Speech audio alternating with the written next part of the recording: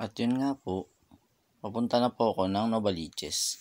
Matapos ko nga mag-vlog sa ng Igay, bagong daan pa Igay, Padre Pio, pa Star Mall.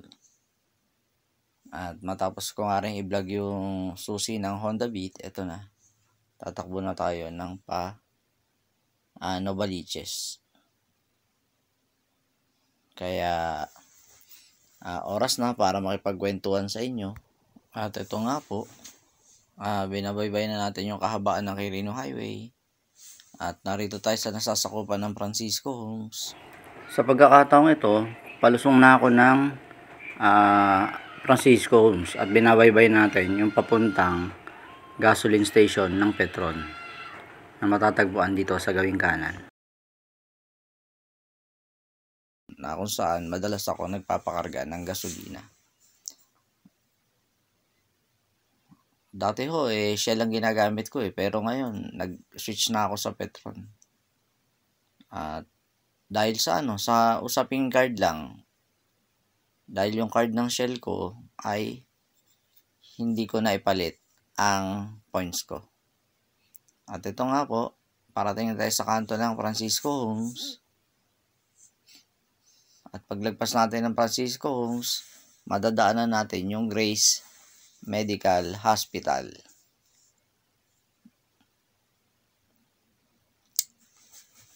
At hopefully,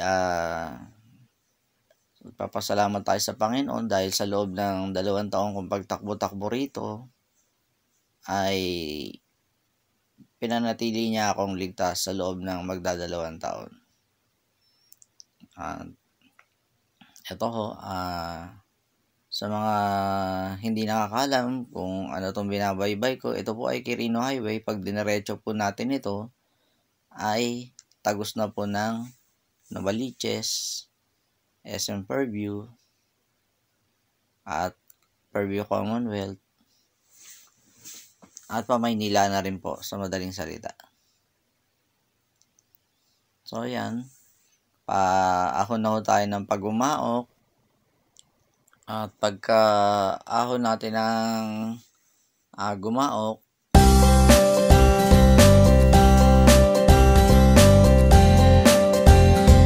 ay madadaanan naman natin dito sa gawing kaliwa yung Skyline Hospital, na which is may daan din papuntang Padre Pio.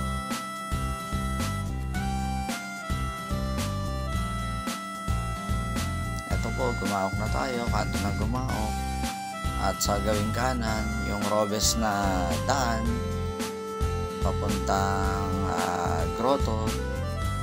Yan nga po, sa left side natin, yung gumaok ayun yung kanan, yung Robes papuntang Grotto at papunta rin Tungko. At papunta ang sabihin nating NLEX, Marilao, Bulacan, something. At ito nga po, lagpas natin ng Skyline Hospital, ibabaybayin naman natin yung Patungko na nga. Pero itong gawing kaliwa ay ito yung po yung Paradise Farm. Yan yung po makikita sa left side, yung daan papuntang Paradise School, which is dyan nag-aaral yung panganay kong anak. Ito nga po yung bagong gawang asfalto sa ngayon dito sa San Jose del Monte, Bulacan. At ito nga ho, itong kurbada na to, dito nangyari yung aksidente nung nakaraan sa tapat ng Wilcon. Yan, nakarambola ng dalawang single, isang kotse. At yan, okay naman yung takbo natin ngayon. Sabihin natin medyo mabilis. We are approaching now Tungko, San Jose del Monte, Bulacan. At sa gawing kanan ay yung tawag dito ay gasoline station na naman ng Petron. At ang katabi ng Petron ay ang Puninaria ng San Fernando, na isa ng matagal na puninaria dito. Ganyan po yung halos araw-araw kong binabaybay sa ngayon, mula nung magka-single.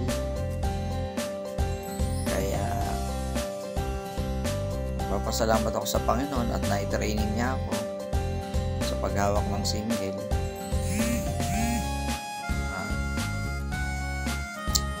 Ayan.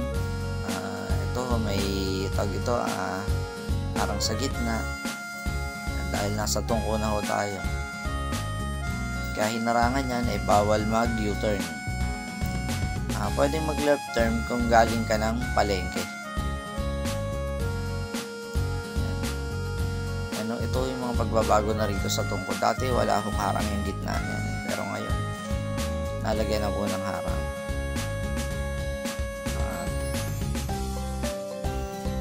Yan nga po. Malapit na tayo sa intersection ng tungko. Yan nga, sa gawing kanan, dyan ho yung simbahan na nag-collapse nung last Ash Wednesday.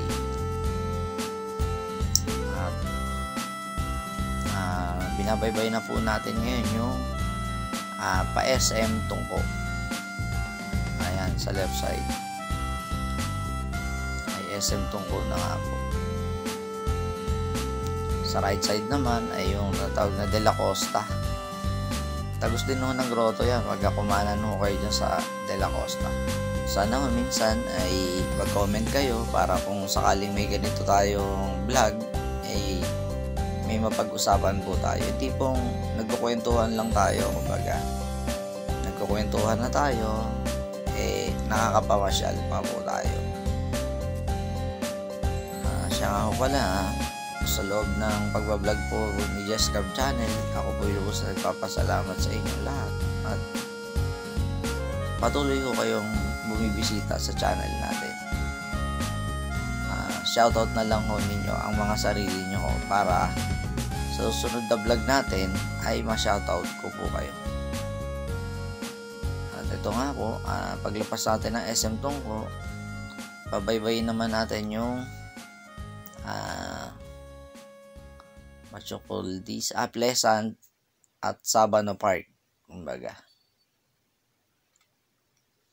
Which is yung Sabano Park ay na-vlog ko na rin nung minsan na nagawi kami doon.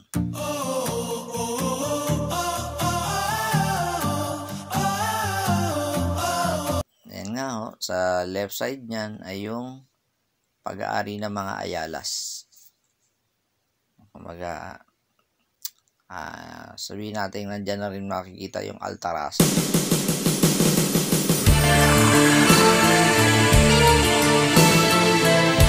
Marami na improvement dito sa San Jose. Kung ano-ano ng mga establishmento ang tumatayo. Kaya, nagtataas na ho talaga ang value ng lupa rito. Ganun ho siya sabihin natin civilized. Dati puro puno ho makikita nyo sa gawin na to pero ngayon puro buildings na po.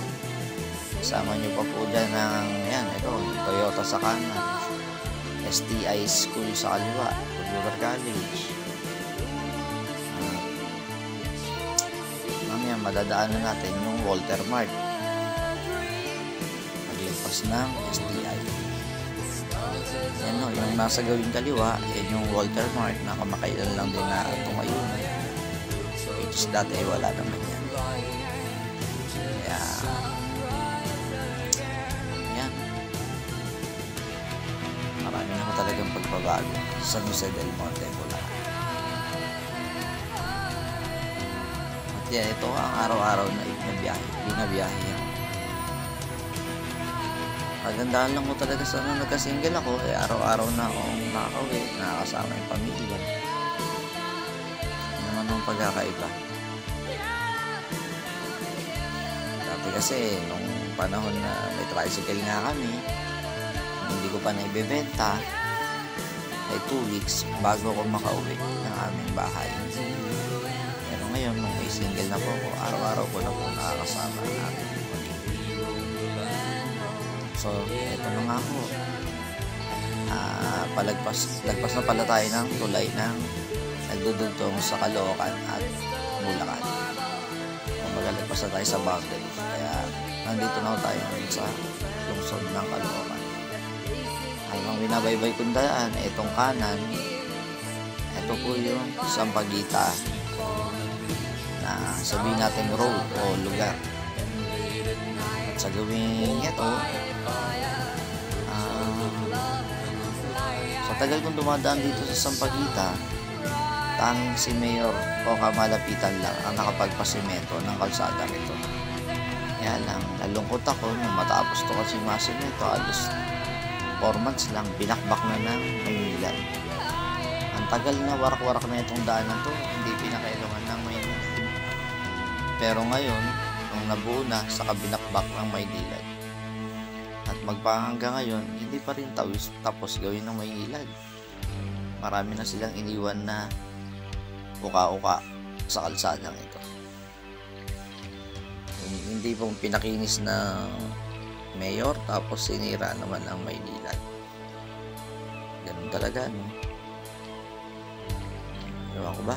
Bakit ganun ang Maynila? Matapos, ayan, no? Mga ano nila, oh, signboard nila, gawa-gawa nila, ginagawa nila. Okay lang sana bakbakin nila kung ibabalik din nila ng maayos, di po ba? Pero wala. Umangit na yung kalsada na ito ulit.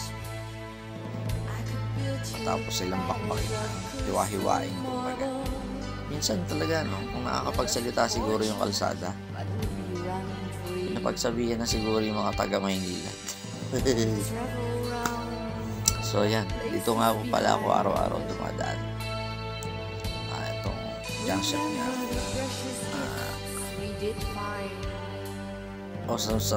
ng malaki dito sa Caloocan. Kapasensya na kayo, nakahiga ako kasi ang oras ay mag-alas 12 na ng gabi. Ginagawa ko tong voice over na ito kasi i-voice over ko na lamang po kasi ang lakas ng ng hangin, no? Kung hindi ko i-voice over. Yan. Paglabas ko nga pala natin ng yung Sampaguita Street, yung Sampaguita na lugar, kakanan po tayo, madadaanan natin tong anuhan ng basura, tapunan ng basura kumbaga. Mga dump truck, dito sinesegregate yung basura, tapos bago siguro dadalhin sa mga iba pang dump site. Tapos paglagpas nga ho natin dito sa basurahan na to, which is mapapansin yung basurahan dahil sa, alam nyo na, sa kakaibang amoy. Kakaliwa na po tayo. Tutumbukin naman natin dito yung papuntang Ospital ng Tala.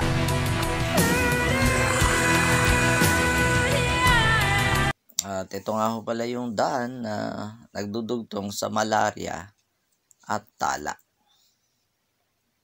Hospital.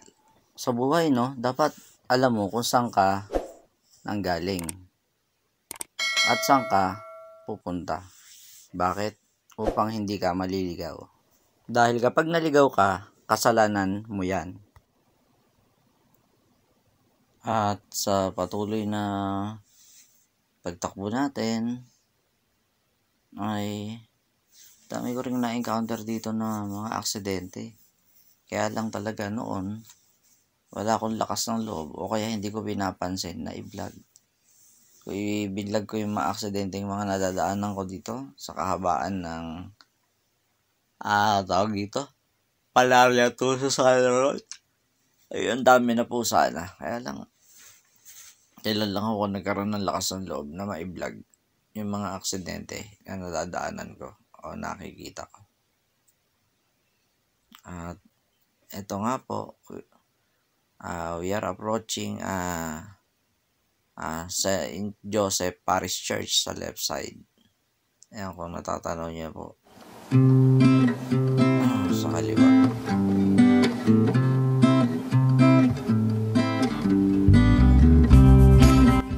Lumang simbahan dito sa lugar na to. Madalas nagkakaroon dito ng sabihin natin konting traffic lang dahil nga may mga negosyo na rin sa paligid ng simbahan na ito. At pagkanan natin yan ay dito sa gawing kaliwa, madadaanan natin yung mga bakod na naman na kulay asul. Nasa kutob ko ay baka SM na naman ang tatayo rito.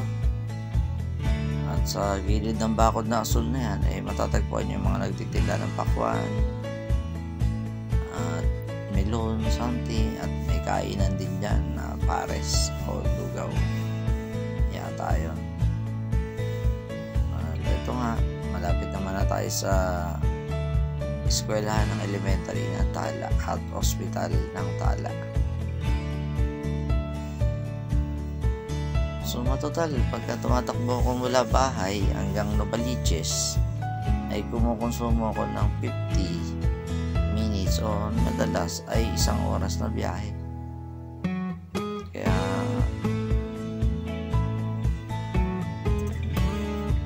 ganun po ang touchdown ko sa Novaliches at Bulacan. Halos 1 hour. Kasama na yung mga traffic. Pero kung ihahataw ko naman, sabihin natin 50 minutes lang. Kumbaga, pag tumatakbo kasi ko, takbong makakarating lang sa pupuntahan talaga. Ito. Dinadaanan natin yung oval ng Tala. Diyan na nga po sa gawing kanan yung hospital ng Tala. Dati nung dala ko pa yung Mio Sporty, tumirik ako sa gawing lugar na to at buti na lang meron diyang mekaniko sa gawing kaliwa, yung Nard Motor Shop. Ayan, matatagpuan nyo yun dyan sa kaliwa bahagi nitong kalsada na to. At yan, pag kumanan ho kayo dyan, tagus ng Bagong Silang, phase 5 at phase 10 something. Minsan pag naiinip ako, dumadaan din po ako sa lugar ng yung kanan na yun. Parang yung tipo gusto ko babas dyan. Dumarating din ako kasi minsan yung point na nagsasawa na akong dumaan dito sa daan to, kaya minsan naghahanap ako ng mga daan o kaya access road na maaari kong madaan.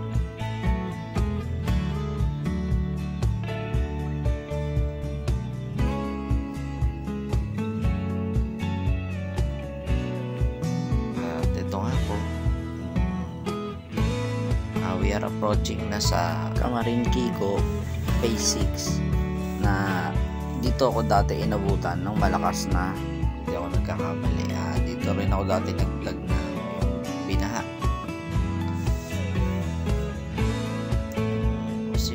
Na ito ay biglang lalim dyan sa baba sa may tulay. Hindi ko pala ng baha dyan sa tulay na yan pagka malalakas ang pagod. Feelings, nung una akong humawak ng single ay may takot din naman po talaga ako. Pero ang tanong, dapat hindi ho tayo nananatili sa ating mga takot sa buhay.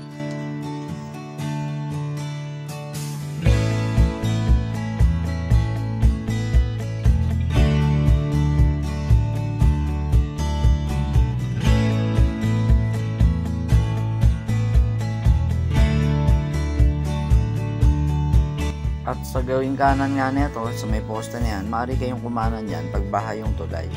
Tagos din o yan doon sa may taas, doon sa may pharmacy. Bilihan ng mga gamot o yung tinambayan ko nga nung bumaha.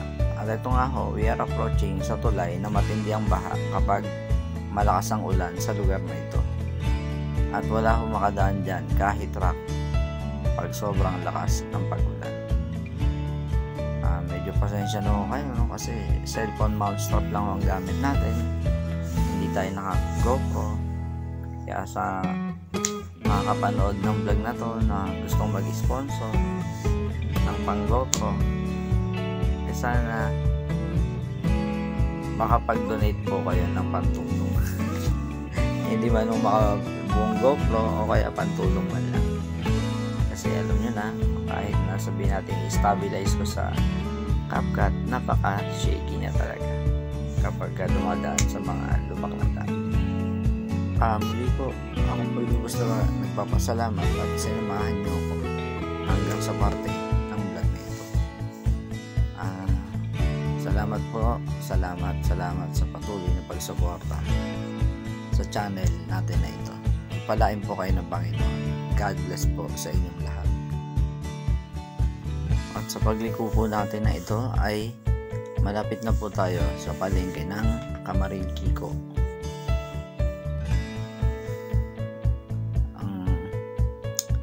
Isa sa napaka-traffic na nadadaanan kong lugar, lalo't pag oras ng palengke. Pero ayon sa mga nakakausap ko, ang Camarines-Quico ay isa sa pinakamurang bilihan dito.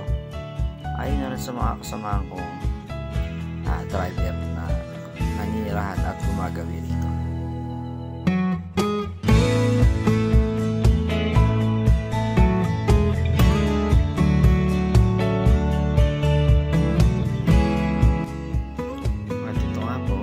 Sa Camarines-Quico, palengke na po tayo.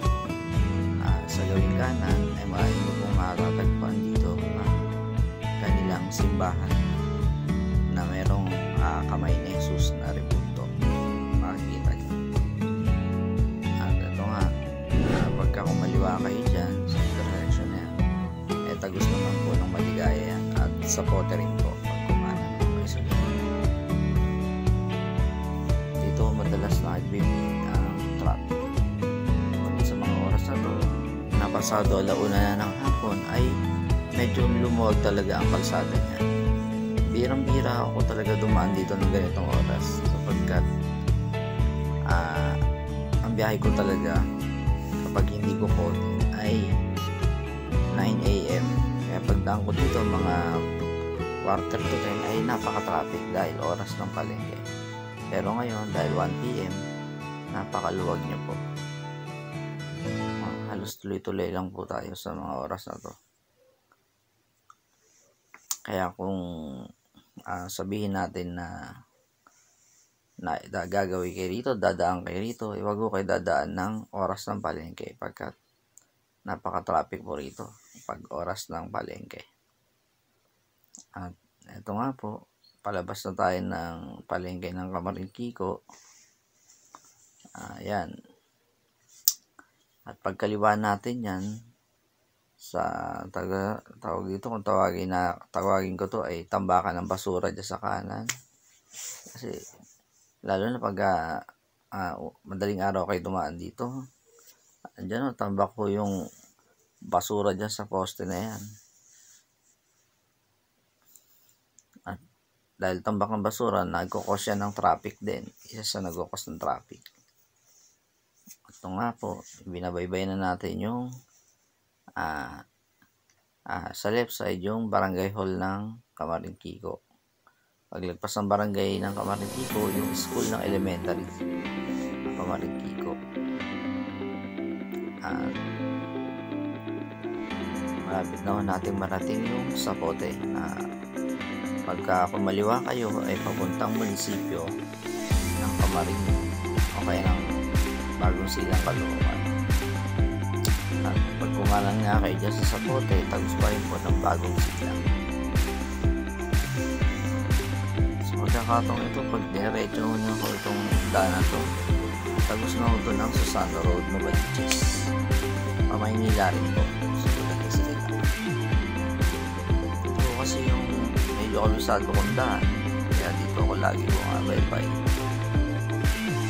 Kasi pagka sa Quirino Highway po tayo babaybay ngayon ay napaka-traffic po dahil ginagawa po yung MRT-7. Pero siguro pag gumanda siguro ang daan sa Quirino Highway na tapos na yung MRT-7 ay baka doon na po ako dumaan sa kasakali. Oras ngayon ay 12:20 na ng madaling araw. Kaya medyo pasensya na kayo, nag-hiccup na ako sa paggawa ng voice over natin. Kung halagpas na tayo sa intersection ng Sapote, papunta na tayo ng Meralco, kung saan dito naganap yung kumbaga nagsarili yung single na naka-NMAX. Isa sana may vlog natin.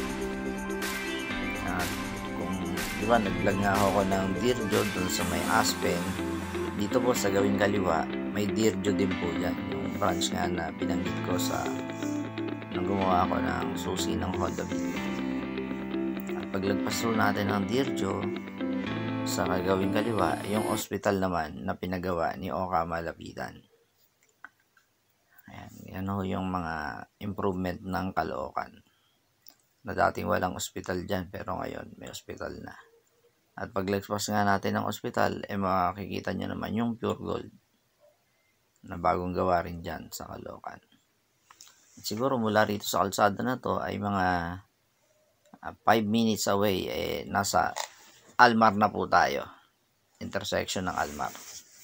Na pag kumaliwa nga kayo ng Almar, tagusto kayo ng Sabarte. At pag kumana naman ho tayo ng Almar, tagus naman tayo ng Bagong Silang, Caloocan.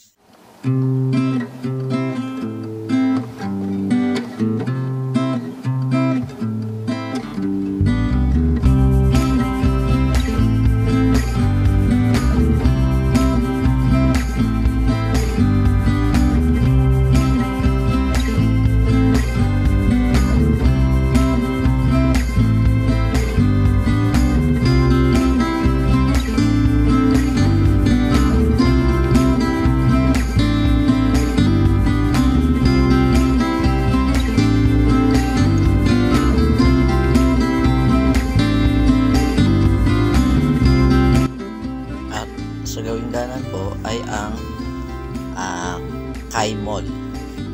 Bagong tayo lamang po.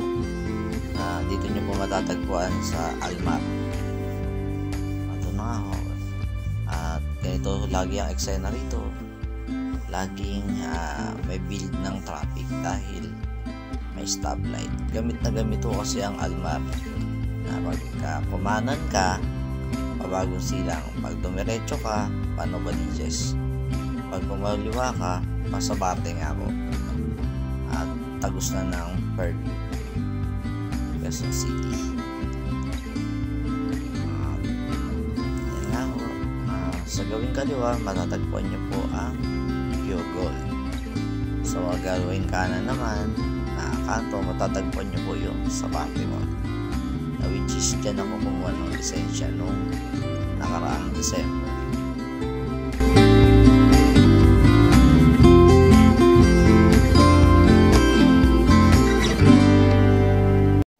At anumang oras, magugo na ho kami. At sa pagtakbo ng ating ito, muli po, ako po lubos nagpapasalamat at nakarating ho kayo sa video vlog na to. Kung gusto mong ma-shoutout, paki-comment mo sa description box. Shoutout Just Club Channel. Napanood ko hanggang Almar. O kaya #hanggang Almar. Para ma-shoutout ko po kayo. Para sa akin, dapat sa bawat araw ay may bago tayong mga natututunan. Kasi sa patuloy na pagtakbo ko rito sa mahabang kalsada na to, Bulacan to Novaliches, ang dami na ho talagang malulupit na mga pagbabago. Kung ano-ano na tayo. Para sa akin, dapat pag-aralan natin kung paano talaga makasabay sa mga pagbabago na ating nararanasan. Kasama na yung pagtaas ng gasolina, pagre-renovate ng kalsada, pagre-renovate ng mga pamilihan, pagtaas ng mga bilihin, at napakarami pang ibang mga pagbabago. Ganun po ang sistema sa ngayon. Kailangan nating maka-adapt sa pagbabago.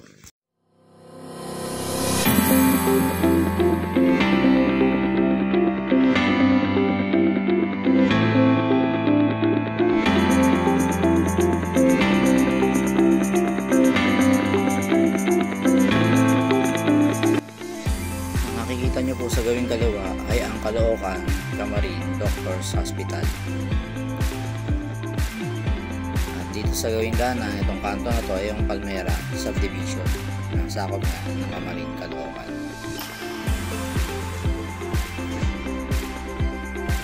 Palagpasan po tayo ng tulay na sabihin natin minsan madalas din ng traffic dahil ito may hukay ho kasi ng nawasa rito, at sabihin natin kapirasong hukay lang ng nawasa ay nakaka-traffic pa rin sa mga motorista dahil ang sama hubak. Kaya lahat ng dumadaan, maobserbahan nyo ay nagmiminor. Kaya ewan ko ba talaga sa mga nawasa kung bakit ganito sila magtrabaho.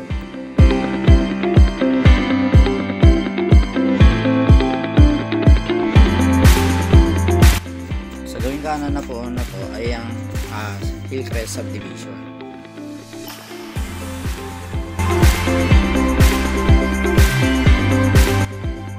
Sa gawing kanan po na to ay matatagpuan nyo na po yung bagong tayong Jollibee, Burger King, at yung kalsada na tong kinakanan na truck ay papunta na agad ng Serenity at Rainbow Homes. At pag kumanan po kayo sa kantong-kanto, pa-Forex Park na po, mga bagong gawa po talaga rito.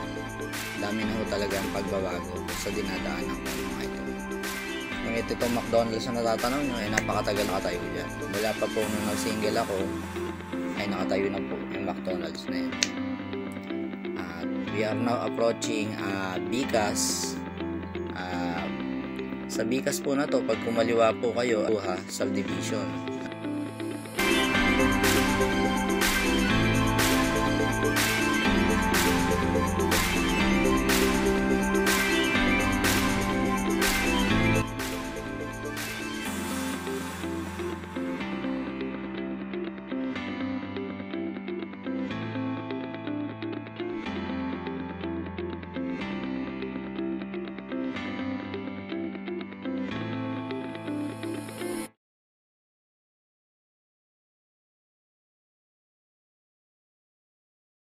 Kailangan po sa pagmamaneho natin ay may paglago po tayo. Hindi po tayo dapat paurong. Dapat lagi tayong paabante. Kumbaga, sa pagmumotor, pag-aralan natin, mapag-aralan yung mga makabagong bagay.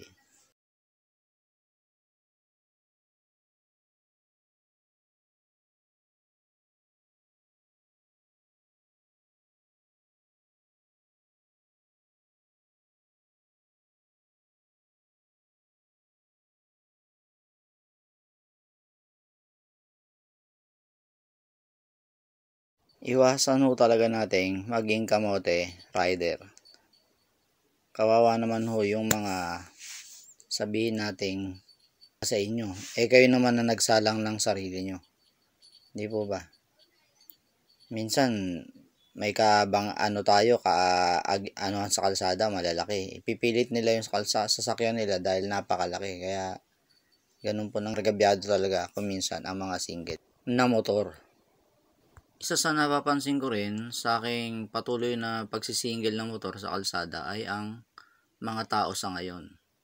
Ang mga tao sa ngayon ay isinasalang din nila ang kanilang mga sarili para sa mga motorista. Yung wala na silang takot.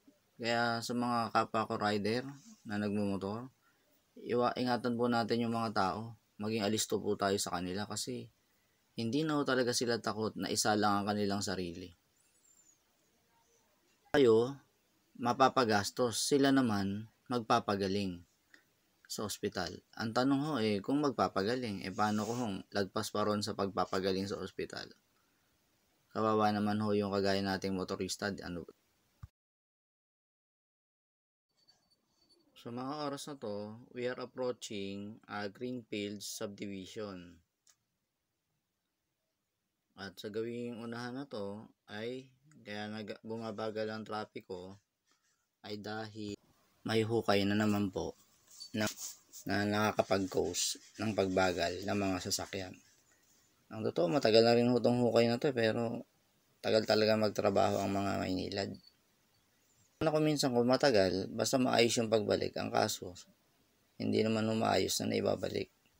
Gaya yung hukay doon sa Castillo ng Nawasa, Castillo Caloocan na nagdudugtong sa Queensland, Quezon City. ang bago natapos. Siguro hinukay yun ng mga October. Natapos siya. Halos ngayon lang February. Ganun po katagal hinukay at tinrabaho yun. Kaya inabot namin yung doon, nung Pasko't Bagong Taon. Sama na natin yung Piyesta ng Patay. Katagal magtrabaho ng mga taga Maynilad. Maynilad, shoutout sa inyo. Pag-usapan na natin itong dinadaanan naming bike lane. Madalas sumasabay na ho kami rito sa bike lane at minsan may nakausap akong bakit daw namin dinadaanan yung bike lane. Ang tanong, saan kami? Di po ba? Pag kumaliwa ka naman ng kumaliwa dyan, minsan babarubaling ka ng mga 4 wheels. Ito lang naman ang nakikita rin namin dapat daanan ng mga single kasama ng bike lane. Siguro hindi na natin dapat pagtalunan saan ba dadaan ang motor at ang bike. Ang pinaka-the best siguro ay maglapad uli ng kalsada ang mga kinauukulan para hindi tayo kung saan-saan dumadaan. Kagaya ngayon, laki nun, kailangan natin talagang bumuka. Isipin mo kung pupunta yan ng Maynila yung truck na yan, susundan ba natin siya hanggang Maynila? Di po ba? Kaya gumawa ng paraan para makalagpas sa mga malalaki. Kaya ang nakikita ko talagang solusyon ay laparan ng pamahalaan ang mga kalsada para ng motor lane at bike lane na nga. Yun yung the best na gawin ng pamahalaan para hindi nagtatalo ang mga motorista at ang mga nagbibisikleta. At sa mga oras na to, kailangan ko sa Millionaire Subdivision upang matumbok na nga natin yung Save More Novaliches at Shop and Ride Novaliches. Isama na natin yung bagong tayo na Metro Plaza Mall na katabi na halos ng Save More. Sa tansya ko, pagkaliwa natin dito ay siguro nasa Save More na po tayo. Kaya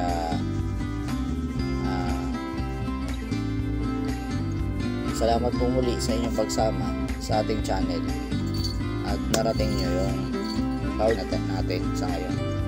Mahaba man pero at least naitur ko po kayo sa sabihin natin ruta na dinadaanan ko, Bulacan to Novaliches o Ches to Bulacan, vice versa.